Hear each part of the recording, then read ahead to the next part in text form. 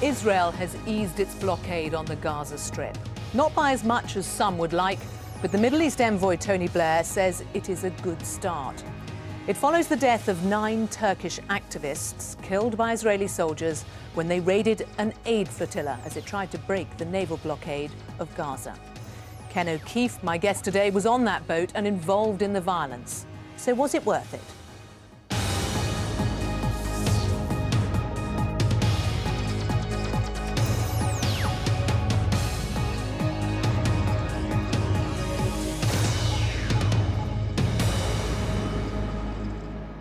Ken O'Keefe, welcome to Hard Talk. Thank you for having me. The blockade on Gaza has now been eased. So do you consider what you did a success? Well, I consider the easing to be unacceptable. I consider that to be a euphemism for there's still a blockade. The blockade is unacceptable in every way, and until it's completely broken, then there is no success. On that day, there'll be partial success, but ultimately the goal is not just the ending of the blockade, but to have real stability, security, and peace in that region. So until we achieve that, there is no success. Do you think that partial success, as you call it thus far, was worth the lives of 9 Turkish men? Absolutely, and I say that not lightly at all, because Palestinians die every day, and we don't hear about them in the news like we've heard about them in the flotilla. And it seems as if the Palestinian lives don't equate to non-Palestinian lives. I don't agree with that. Palestinian lives are every bit as precious as every other person's life, yet they die on a regular basis. But aren't there other ways of doing it? 9 men lost their lives. Isn't there another way to convince Israel to ease its blockade? Well, there's no question at all that before this flotilla happened and the violence that Israel perpetrated on that ship, there was no real talk of ending the blockade, easing the blockade. America was standing behind its policy of supporting Israel unconditionally. The Egyptians were collaborating with the Israeli and American policy in keeping Rafah closed. And ultimately, there was no real talk from the EU or the United Nations. So only because people have died and done what they are capable of doing do we see any real movement at all. I don't know how we can possibly ignore that. Let's turn to what happened on that morning when the Mavi Marmara was boarded by Israeli soldiers. The Israeli Defense Forces released video that they have obtained of the event, and we can take a look at it here now. Where were you at the time? Were you on the top of the ship? I was one deck below the top deck where the commandos are coming down.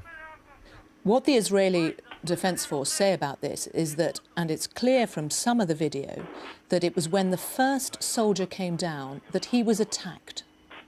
Yeah, what the Israelis are not revealing is all the footage that would not support their whole idea of what happened on that evening. There's lots of footage that has been confiscated and is held in control of the Israelis.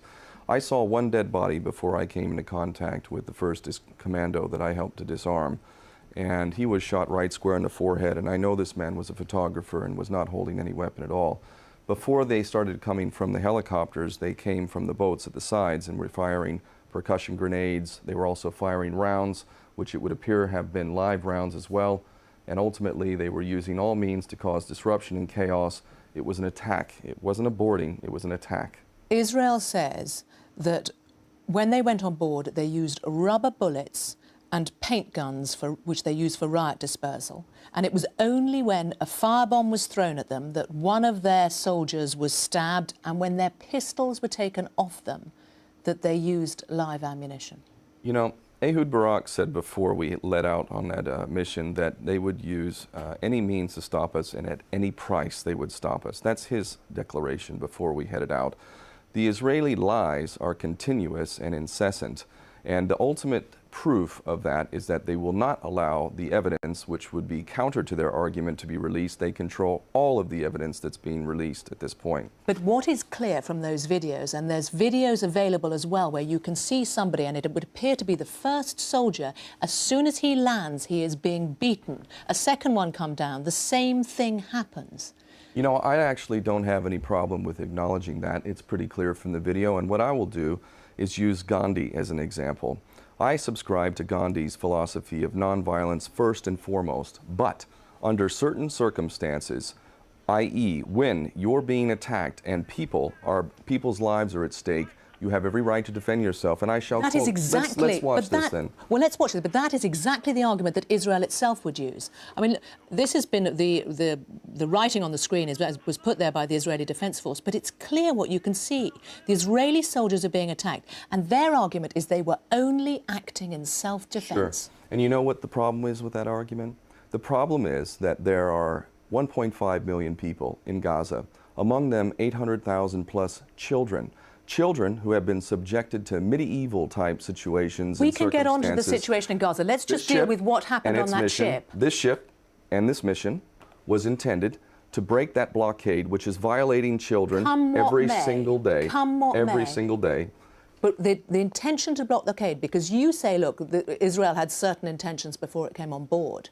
They're saying certain things about those people on the ship. What was the intention? What did you plan before they boarded the ship? The plan was to break the blockade and deliver aid which is critically needed to the population of Gaza, which has been subjected to an inhumane, illegal, collective punishment policy which subjects 800,000 plus children to conditions that we wouldn't tolerate for one day in Britain or the United States or any other civilized country. If you are to win the argument, you also need to be clear about what happened on that ship. I'm clear about it. We used non-lethal means to defend ourselves. I myself took possession of one weapon, a 9mm pistol from an Israeli commando, and I took that weapon, I separated the bullets, which were real bullets, by the way. I separated the bullets from the weapon. We, on that ship, that night, had possession of 3 Israeli commandos. 3 Israeli commandos, completely disarmed, completely at our mercy. Do you know what we did with those commandos? Do you know what we did with them? Well, I know you eventually released them. We released them. Does that sound like people who are hell-bent on killing Israelis and attacking Israelis? Israel's argument, as you know, is always that it is unfair, that the true picture doesn't get seen. Who fired first? The Israelis made it clear that they would stop us at, quote, any price. That's Ehud Barak, who needs to face war crimes charges for attacking a civilian passenger ship on a humanitarian aid mission in international waters, no less. We've heard so much about Somali pirates. What about the Israeli pirates? Interviews with those on board in advance of it, there are those who said, and the organizer of the ship said the intention was to reach Gaza or die. Others said, either we will die as martyrs or we'll reach Gaza. And there were those on board interviewed on the ship who talked of waiting for the battle. Was that the intention? Did you expect violence? Did you want violence? Of course not. Any person who's sane would not want violence. You'd rather justice and peace. Ultimately, the atmosphere on that ship, from all the way up until that attack, was very positive, very uplifted, a feeling of exercising one's consciousness and humanity. There wasn't hope that we would be attacked. Our hope was to arrive in Gaza. Was there an expectation? Look, No, you're a former military man, myself. You're a former US Marine. I can speak for myself. I was on the first Free Gaza mission in August 2008. August 23rd, that arrived in Gaza. 2 boats, 46 passengers. The Israelis said all the way up to the moment of departure that we were nothing better than pirates and they would treat us as such and that they were not going to allow us through. And we got through because enough of the world was paying attention. And ultimately, that's the only reason why we got through. So the Israelis were saying the same exact thing this time, but I thought, mistakenly, that the Israelis would not be so stupid as to attack a civilian ship in international waters on a clearly humanitarian mission, which is intended to help people, including 800,000 plus children, who were completely innocent and cannot be subjected to such treatment. What were the preparations in advance on the ship? Preparations that, I don't know... To defend it. To defend it. So, the images that the Israeli Defence Force have released of wooden batons, of pipes being sawn in preparation... I don't have any problem with that. The knives I have a problem with, because we were specifically told not to use any knives. Knives could be lethal. But you know that there were those on board who had knives and used knives. Really? Where's the proof? What, from Israel? They're lying. They lie incessantly. Are the soldiers who were wounded lying? Are you taking it for granted that they are telling the truth? What about the soldiers who were wounded? Those soldiers should be dead if we were terrorists. Why are they alive? Because we're not there to kill people. You accept soldiers were shot? No, I don't accept that. So the soldier who says he showed... Do you know how many soldiers died in the invasion of Gaza last year? The point... Do you know how they died? I'm interviewing you. I'm interviewing you because you were involved in this. Where's the video footage of shooting Israeli soldiers? I'm interviewing you because you were involved. I had a pistol in my hand. I had a 9mm pistol in my hand. I'm an ex-Marine. I've been in combat. I've served in a war situation. If I wanted to kill an Israeli soldier, I can guarantee you he would be dead right now. How did you feel? Tell us how you felt when you were involved, because you were involved, as you say, you weren't on the top. I felt like I was involved in protecting innocent people from dying. I'd already seen one dead body, and soon I saw several more. And this Israeli commando, for all I know, was the murderer of one of my brothers over there. So you're holding three of them. So disarming him was saving life. What did you do with those attacking. three? You make the point that you eventually released them. What did you do with the three that you were holding? They were given medical attention by a doctor, and that's fairly well established at this point. Were you angry with them? Yes, I was. Yes, absolutely. They just killed people who were on a humanitarian mission. Of course I was angry. There were a lot of angry people. Did you beat them up? I didn't beat them up, no. No, I did not. What did you but do? But I don't have a problem with those who defended themselves and who beat up, apparently, some Israeli commandos who were on board and killed 9 people, at least. What the hell is the problem with that? Sure. If somebody came in your home... There are lots of people who would argue that, you know, that they shouldn't have done what they did. Israel might be the first to say that it regrets loss of life. But the argument is the extent of provocation. They say it was self-defense. And one of the commandos describes, the 4th commander to come down, describes landing and seeing his team leader with his own pistol being held to his head. And he says that is why he fired. Wow. Now, I know you weren't on the top deck, but you don't know that that didn't happen. And that would be an explanation. You're a military man. Sure. That would be an explanation of what triggered it. The predictable consequences of what Israel did would be loss of life. And the loss of life was not on their side, it was our side. And the loss of life would have been on their side, except for we're not murderers. The Israelis are the murderers. We had 3 people, commandos, who may have been the murderers of our brothers, and they're living another day. They are going to feel the embrace of their loved ones once again, the sunshine on their skin, because we let them go. What about the people that the other people on board that ship? Because one of the things that Israel says is that of the 700, there were 700 of you on that ship. Of that 700, 50 were extremists, as they call it. And the group that organised this, IHH, a Turkish group, has had some very extreme criticism of it in the past. And this is not just from the Israelis. Do you know enough about the people you were involved with? You know what I do know? Israel has released a statement, the IDF has released a statement saying that I am involved in, quote, terrorist activity. I'm a radical, anti-Israeli activist, and, this is important, that I was going to Gaza to train commando units for Hamas. So, if you ask me, do I believe Israel when it repeats its lies? No, I don't believe Israel. They're lying consistently, and anybody with their eyes open can see that. Forget Israel. Let's talk about a French magistrate, Jean-Louis Bruguière, who said of IHH that it played an important role in an attempt to bomb Los Angeles airport. That was I've read that whole magistrate situation has been completely discredited. I invite everyone who's watching this program to go and see the evidence used by that magistrate to accuse IHH of any serious terrorist involvement. It's absolute rubbish as well. He also talked of the leader of IHH, who was on the ship with you, that he had tried to recruit soldiers for a holy war in the 1990s. You know what? We live in a world of Orwellian doublespeak, where the peacenik is the terrorist and the terrorist is the peacenik.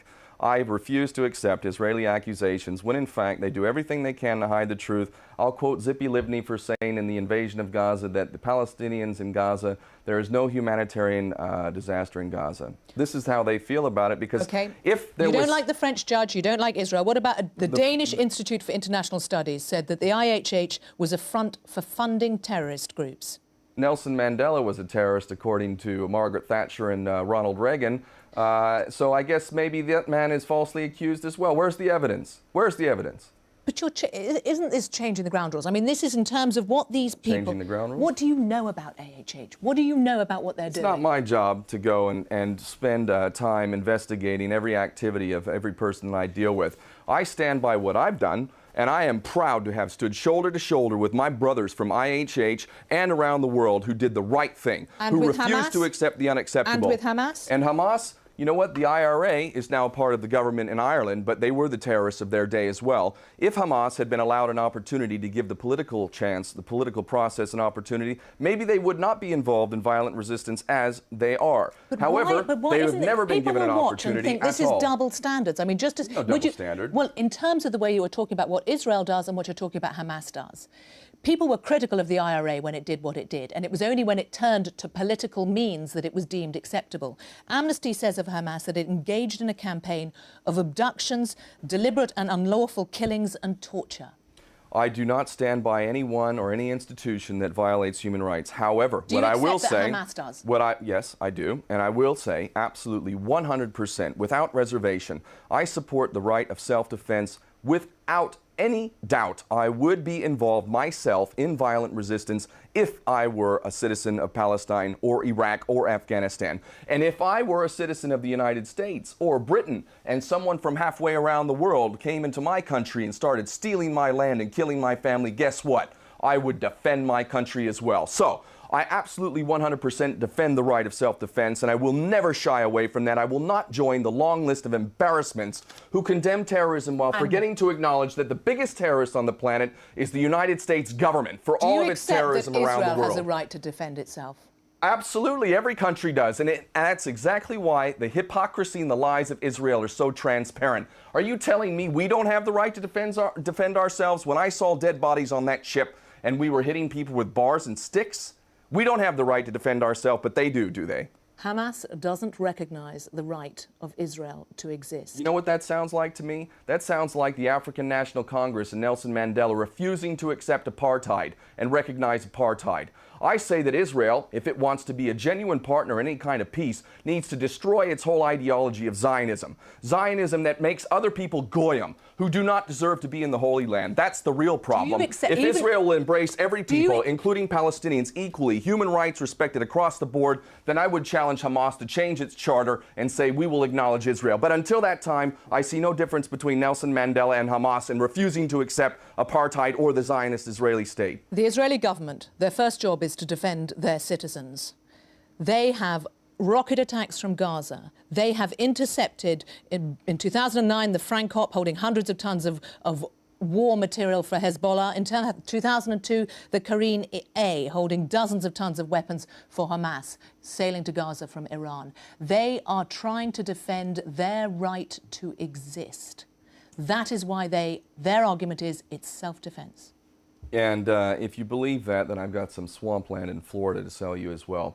If you wanted peace and you carried out the policies of Israel, then you'd have to believe that these people are the biggest idiots ever. It's like America saying it wants peace, yet conducting state-sponsored terrorism in Iraq and Afghanistan. That's a lie. Israel is lying. They don't want peace. Are they lying when they say there was no humanitarian aid on the ship? Peace for Israel to them and the Zionist agenda is the end of the Zionist project. They don't want peace. It's a lie. It's an absolute lie. And the policies, to any thinking person, reflect that.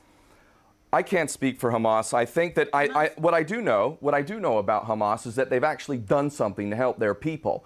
And they have also, I think, helped to give ammunition to their enemies by violating human rights and not doing everything that they should do to respect the rule of law. I'm not going to sit here and defend Hamas any more than I'm going to defend anyone who violates human rights. However, Hamas has done a lot to help its people, and for that it has to be given credit. And it also cannot be bought. Do you not think that the Israeli people would say that of their own government? They elected it.